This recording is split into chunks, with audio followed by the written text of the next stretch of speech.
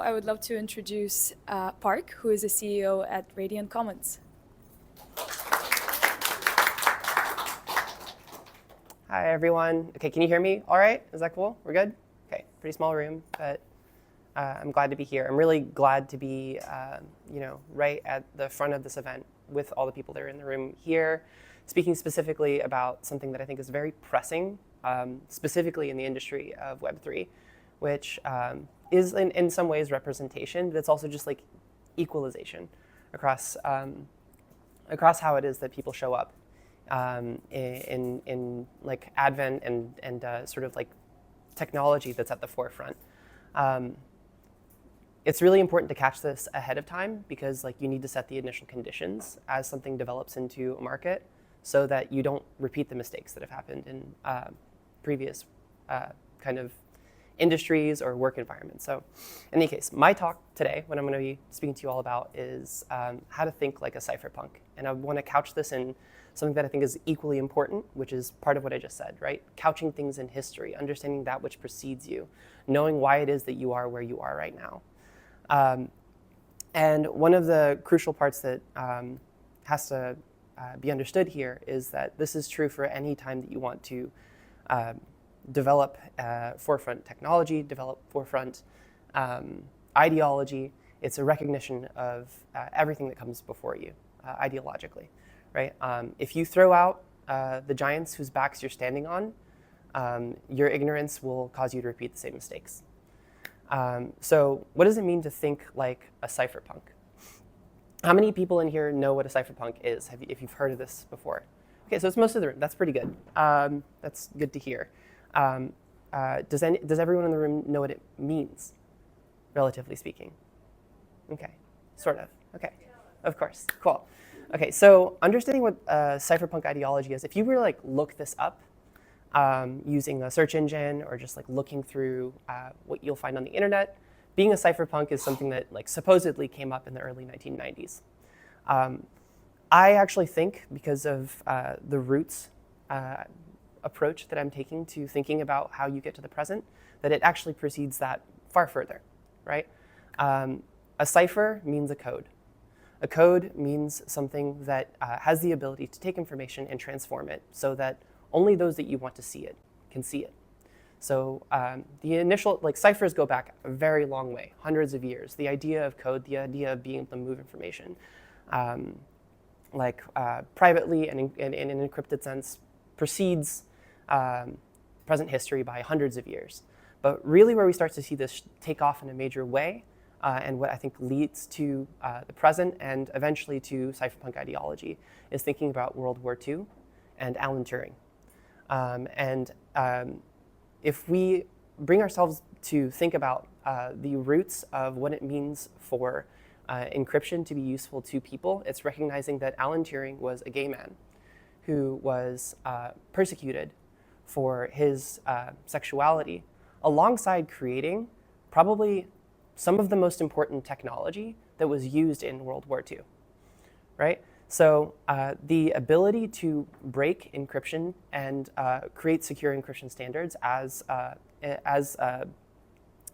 technologist in that time can't be understated. But somehow this other part of his identity was like not valid, right? And recognizing that this person who was effectively a marginal identity relative to the time didn't have the liberty to be themselves relative to the contribution that they offered is very important to understanding how cypherpunk ideology developed into the present era. It's not like the most important, it's not the only thing that contributed to it. There's the understanding that privacy is something that is like a human tendency, right? But it's also recognizing that technologically, there is a recognition that in an interconnected world, there is a requirement for there to be stronger and stronger standards for encryption, stronger and stronger abilities for people to shield the information from those that you don't want to see it. So the utility of encryption technology as a result of Alan Turing's contributions is the reason that encryption standards in at least the United States were considered to be a military utility, right, an arm. And understanding that encryption in this way is something that was viewed as something that could only be used by militaries or by people in power is crucial to understanding why it is that the cypherpunk ideology developed. Appreciating that at that moment in time, between the 40s and all the way up until the 80s, the only people that were like legally allowed to use encryption were like, or at least for the United States, which was like at the time the sort of the technological center of a lot of the world, is understanding that it was seen as a munition, and it was viewed as a munition for a really long time after it was initially used in World War II. It wasn't declassified as a munition until 1999, officially, when it was as a result of the Clinton administration. So there's another bit of information here that's really important to understanding what it is that it took for that to happen, and what it is that it took for that. What it is that it took was that in the 1980s, the internet became something that people could start connecting to, right? We started developing a more and more interconnected world. The wake of World War II resulted in more globalization, resulted in a lot more of a flat world, a lot more communication between really far regions of the world, and an increase in the pace of communication between these different places. So understanding this to be true, there were a lot of people who understood that the interconnection of the world in that way also meant risks. The appreciation of the fact that the early internet was also a government project and was a closed network that other people weren't supposed to have access to, and the sort of opening up of that to the public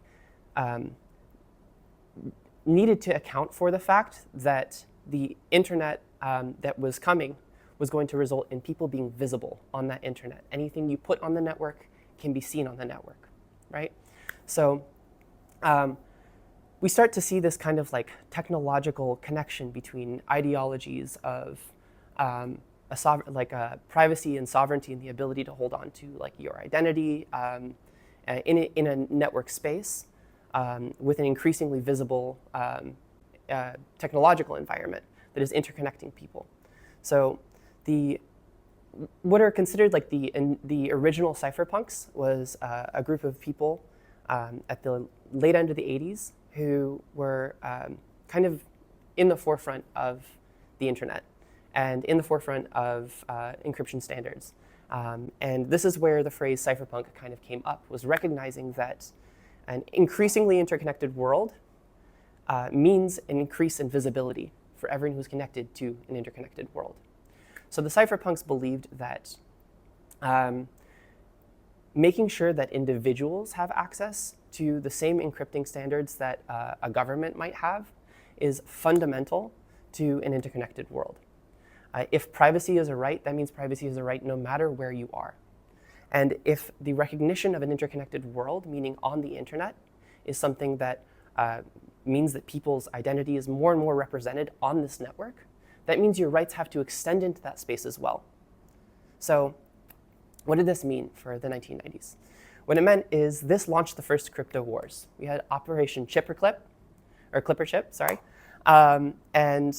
This was the creation of a strong encryption standard that could be used in devices, but was built with a government-requested backdoor, right? The ability to give people strong encryption, but it's optional. For like there's some people who can have access to it. This means that it's not actually like real strong sovereign encryption for an individual. If someone were to use that technology, there is actually some sort of compromise in in what it offers people, which means it's not really privacy, because a government could just choose on their own right and on their beliefs that that kind of privacy is something that they decide you don't have a right to anymore, right? The technological access to an inability to consent to your information being used specifically means that you don't actually have the liberty that you're being told you have.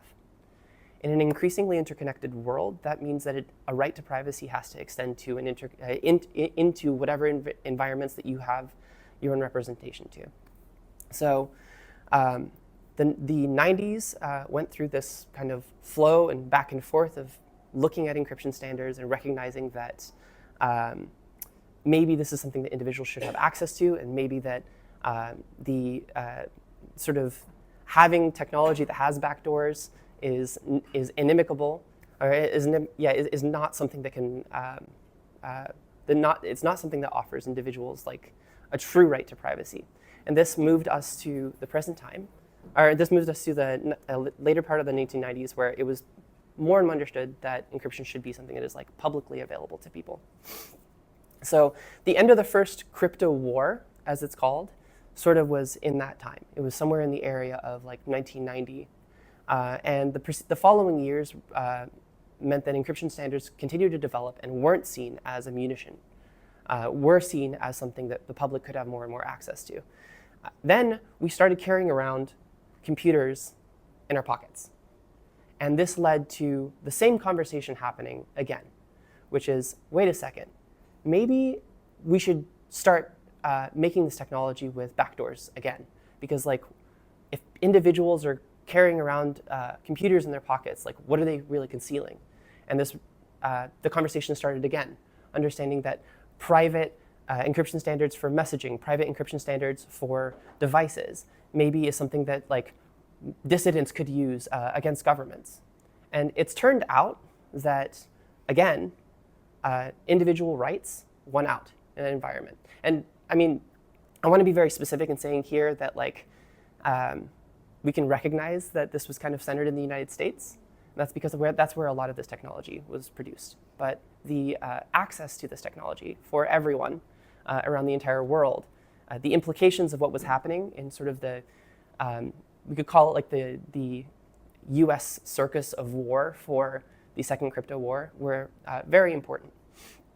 So that kind of has us move through the 2010s, the production of like smartphones and people's ability to hold their own private data on their phones, and for private messaging to be something that people have a right to and that isn't seen as like necessarily a technology that you have a right to access to. Then alongside this, there was sort of a recognition of the ability to use encryption for other applications. For example, like financial applications. The recognition that maybe like there's some stuff wrong with our financial system. So I'm going to take this back to going back to these original cypherpunk ideals, going back to like the early 1990s, the establishment of like the cypherpunk ideology. Eric Hughes wrote a piece called the Cypherpunk Manifesto, and in this he describes actually 3 things that are important. And oftentimes in the conversation around crypto, the third one is sort of like rubbed out because there wasn't actually really the means to do so, right? So the 3 things that he felt that people had a right to access for is individuals like device sovereignty, the right to communication that is held private, and then finally private digital money as well, the ability to have encrypted transactions as well. And the reason for this is that if we like look back at that time, the people who were involved in the original cypherpunk ideologies were a lot of people who were also like anarcho-capitalists, believed that you could have these positions of belief that have to do with like sovereign markets as well, the exit of markets, and depending on your political leanings, maybe you agree or disagree with that. But the fact of the matter remains that this is also something that should be considered as obligatory to individual sovereignty. So having said this, right, we see this kind of continuing theme of recognizing your rights as an individual as something that technology can enable across interconnected space. We see this marriage between encryption standards that are the ability to hold on to what it is that you as an individual consider yours, whether the media that you produce, the ideas that you hold, the devices the things that you own, right? The ownership of your own information, and then the world that you are connected to. And now it's 2024, and you can request that a stranger come to your house and come pick you up and take you somewhere else in a foreign city. You can download an app and go across the city on the moped of someone that you don't know, right? So I think the internet's come like a really long way, and we kind of have like hit the trajectory on a highly interconnected world. And this has meant that we have to continue holding on to the belief and understanding that interconnected world does mean that you are a part of it and that you need to have the rights that are available to you. So I've got this like big historical spiel now of understanding what it means to be like how it is that cryptography has led us to the present. But like maybe the part that's not really well understood is why is it punk, right? Like that's the part that's like maybe a little bit like grayed out. The cipher part makes sense. We're talking about encryption standards. Why is it punk? The reason it's punk is because every time the cypherpunk wars, or every time the crypto wars have been taking place, it's been between like governments and overseeing entities and individuals.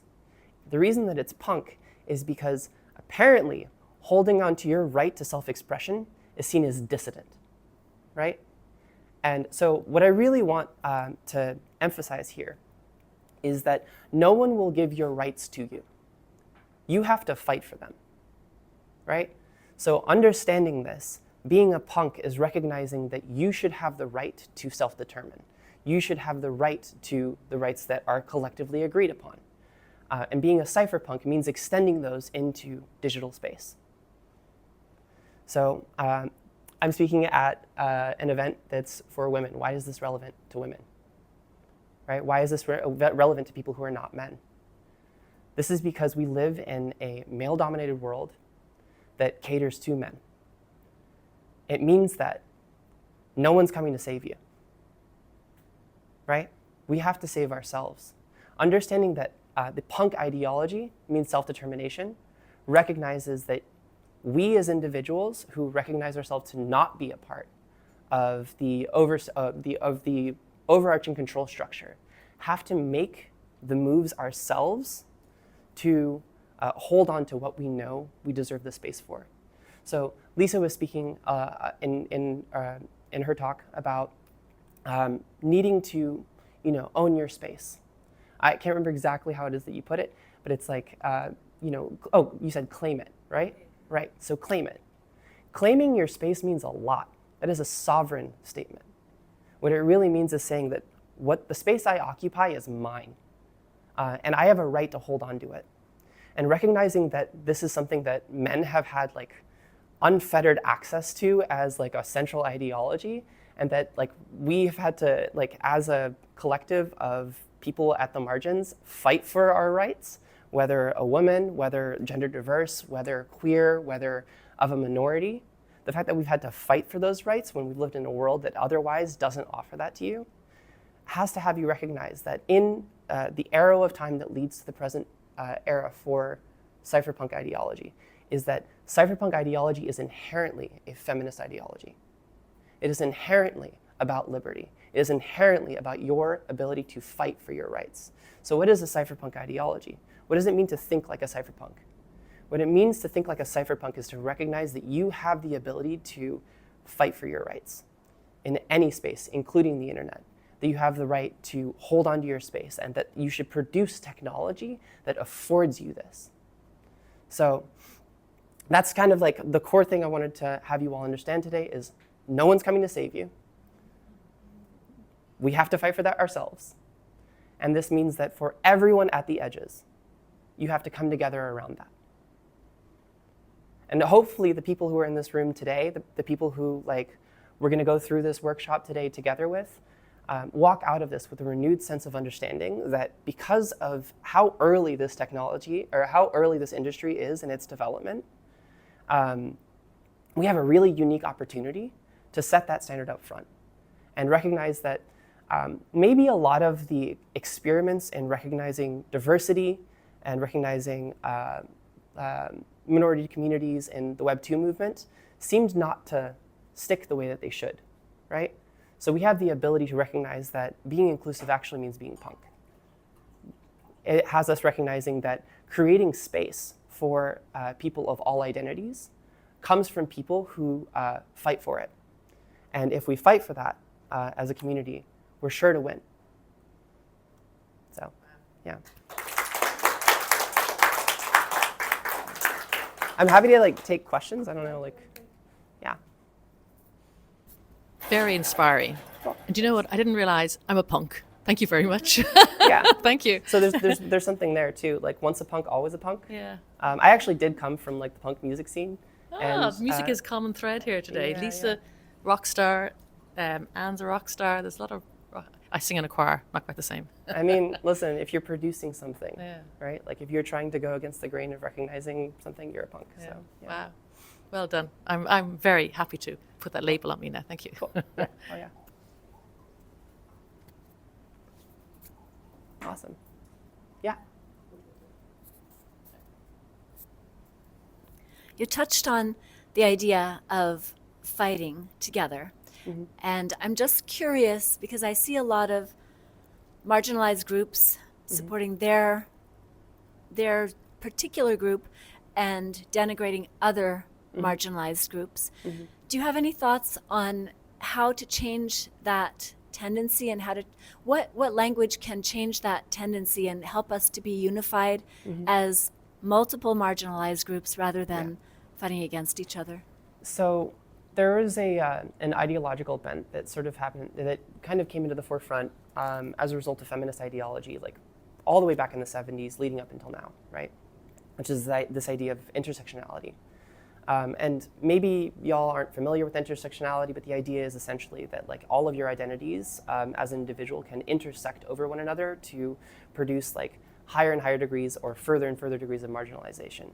So if you are a woman, you're on one end of the margin against a patriarchal society. But if you're a woman who is Black, you're even further at the edges. If you're a woman who is Black and trans, you're even further at the edges, because each one of these things differentiates you further and further out from what the norm is.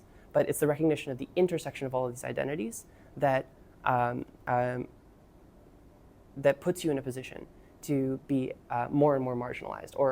And it's not the other thing is the oppression Olympics are not something we should be engaging in. So understanding both of these things, recognizing that people have many identities in them, that it is not just one, that you're not just Black or brown or Asian or a woman or gender diverse or a man or whatever it can be like that, is recognizing that everyone holds these intersections. A good example of this, right? I probably look white. I'm not. I live in a world where I am recognized as white, and I recognize the privilege that is offered to me as a white person, or at least as being perceived as one, but I'm Bolivian. My identity is South American. My cultural identity does not really line up with that of the standard of society. And I recognize this as an individual because a lot of things don't resonate with me, right? So, but you wouldn't understand that overtly. If you were to look at me, you can make a lot of assumptions about who I am and how I have to move through the world on the basis of that, and not recognize that there are things that I actually do feel marginalized for, despite this. So to be more specific and as an answer to your question of how do you create inclusive language around this, I think it's less about finding words, right?